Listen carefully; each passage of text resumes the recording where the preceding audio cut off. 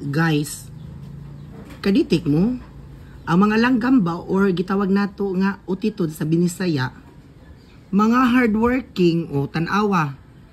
In fairness ha, ang mumho or kuan sa kanang lambay kaning bagal lang, ilan nang arsahon o tanawa nagtinabangay na sila kay maayo pa man ang timpo karon, so kinahanglan magtigom jud ay ni silang mga pagkaon.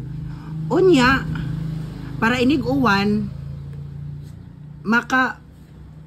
maka-beneficiary sila, daghag makaon kay nagtambak naman silang mga pagkaon ilang giandam. Unya kaning uban purya gaba. Magsalig lang sa hinatag taon, di maning kamot, buhi pa magpalimos na. So dapat unta di ta magsalig uy maning kamot ta ha. O tan-awa ganin ha. Mga kuan ra ni sila, mga utitod pero grabe ilang mind ug spirit o nagtinabangay ni sila.